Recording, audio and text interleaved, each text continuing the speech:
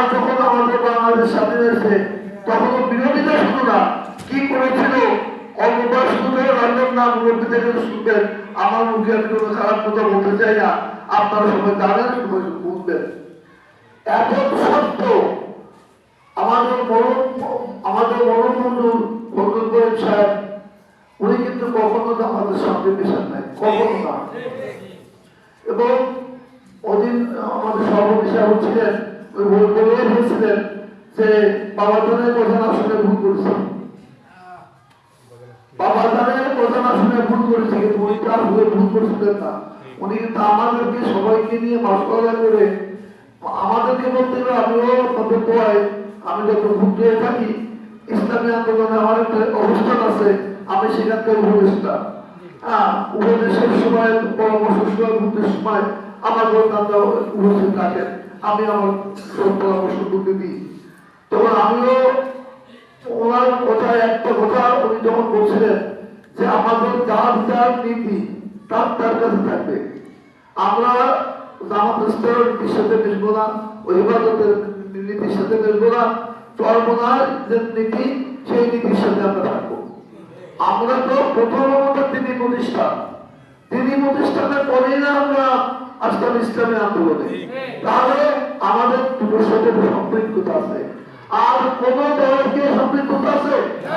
বাংলাদেশের কোন দলের নাই, বাংলাদেশে শুধু রাজনৈতিক দল, আর আমাদের আছে তিনি প্রতিষ্ঠানের সাথে রাজনৈতিক দল। অর্থাৎ আমরা আল্লাহর রাস্তায় যান মাল কোরবানি সহ আমরা সেইভাবে যাবো। সেই কথা পরিপ্রেক্ষিতে বিশ্বে বলছিলেন যে একটা বাক্সাতে ইসলামের ভবিষ্যৎ যাবে। সর্বার্থী উত্তরে যখন মিটিং হলো সেখানে তারা গেল, সেখানে তারা ওয়াদা দিয়ে আসলো। পরবর্তীতে যত মিটিং হয়েছে কিন্তু তাদের মিটিং এর মধ্যে কথার মধ্যে অনেক সময় অনেক কাজে অনেক ত্রুটি পাইছি।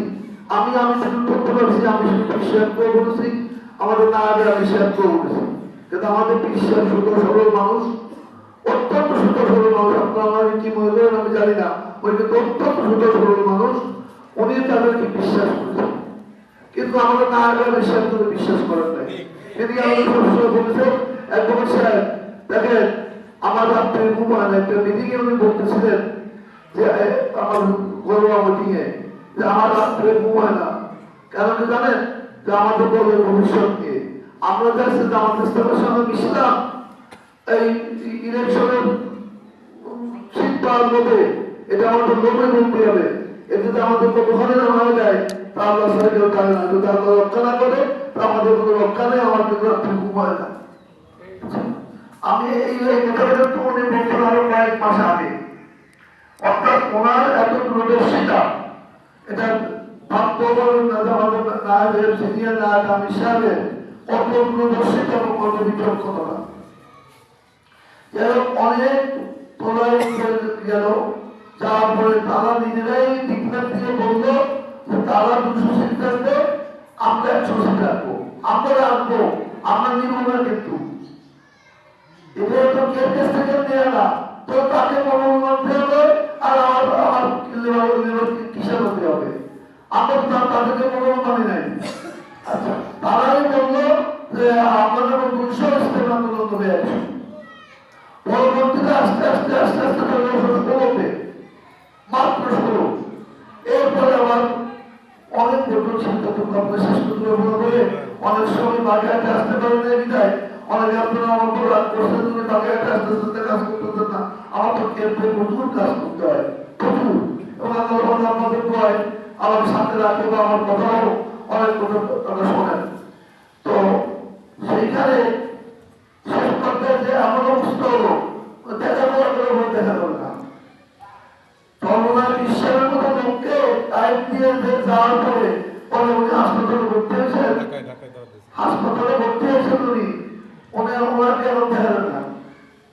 আচ্ছা, একটা রুগীর দিকে চোখের মুখে দেখে আসে, তাদেরকে তার সব শেষ হয়ে যায়, আর চরমা বিশ্বের লোক তো বিদেশে গেছেন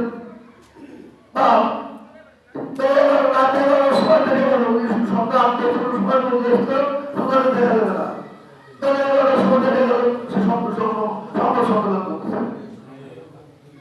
তাহলে 11 সাল থেকে গেল সে সংবাদ সম্মেলন করতেছে।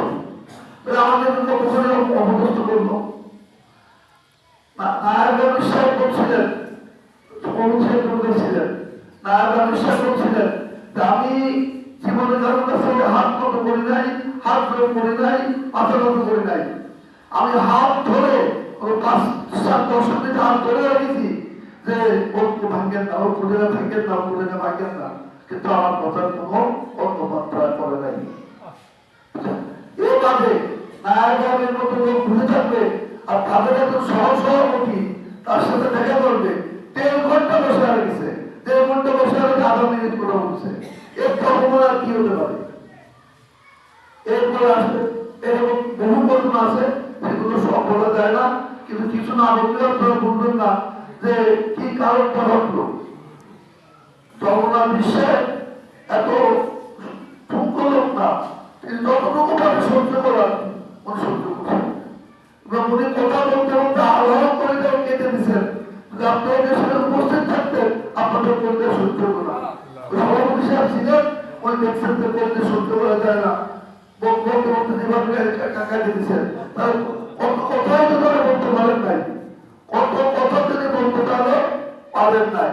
এরপরে চিন্তা করার প্রশ্ন সেই 100 নেমে ওই আসলো আর বারে কাজ কমে উঠু কমে।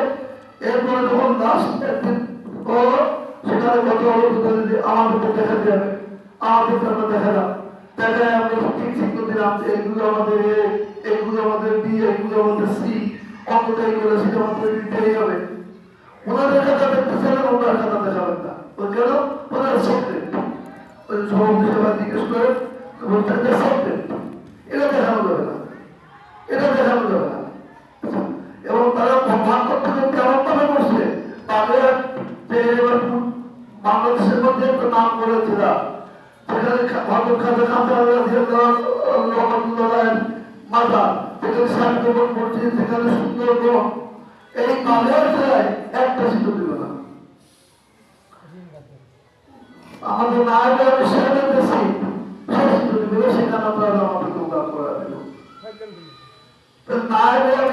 এখন জন্মের বিশ্বাস করতেছেন আমাকে যদি এখন আমার নিজের মার্কা হচ্ছে যে পাকা এই রেখে তারিখ রেপোর্ট দিতে হয়, কি রাজনীতি করবো, কি রাজনীতি করবো? বহুত চূড়ান্ত পার্বত্য করতে বিশ্বাস পাঁচটা বলতে মানে 5টা সিট অন্তত রাখে আর বাকিগুলো আপনার মতো দেন। সেই 5টার মতো ওনার একটা ছিল, আমার একটা ছিল, রংপুরে ছিল, বরগুনা ছিল, 5টা সিট ছিল। এই 5টা সিট অন্তত আমাদের অনুরোধ আমরা আপনাদের একটা সিট দিতে পারি আর আপনারা দেবো তাই আপনার দিতে হবে, দেবে দেবেন আর না দেবে না দেবে চলে যাবে।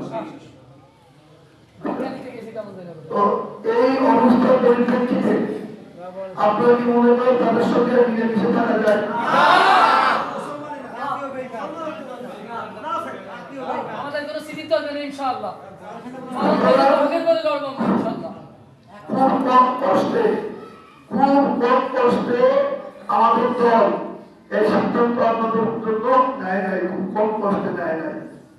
আমি কথাগুলো ঠিক কিছু একটু না বলে আপনার বুঝবেন না বিদায় কিছু আপনাদেরকে বুঝা বললাম। মোটামুটি কথা হচ্ছে যে আমাদের বড় ফজল সাহেব যে কথা বলে গেছেন যে তাদের সাথে মেশা যায় না, উনি বলতেন মুসলমান না ওদের পিছনে নামাজ হয় না। আচ্ছা, আর সেখানে আমরা একটু ভুল করে ফেলেছি, যার জন্য সভাপতি সাহেব ছিলেন বিশ্বাস নিজে মাফ করতে ধরেছিলেন, আমি আপনাদের কাছে মাফ চাই। আমার যদি কোনো ভুল ত্রুটি হয়ে থাকে, তার যদি কোনো ক্ষতি হয়ে থাকে, আমাদের আপনারা মাফ করে দিয়ে কোন পর্যায়ে গেছে আপনারা চিন্তা করে দেখেন। এই অবস্থায় আমরা তো ক্ষমতার রাজনীতি করি না, আমরা করি আল্লাহর রাজনীতি। রাজনীতি করেন নাই, আমরা কারণ আমরা তো থাকি, আমরা কেন রাজনীতি করতে পারবো না? আমরা তো ইসলামের রাজনীতি, আমরা তো ধর্ম ব্যবস্থার রাজনীতি, আমরা মিথ্যার অসত্য অকল্পের রাজনীতি আমরা করবো না। আল্লাহ সহায়তার মালিক আল্লাহ, আল্লাহ সব ব্যবস্থা করে দেবেন। আপনার যদি মনে হিম্মত থাকে দেখবেন 313 সৈন্য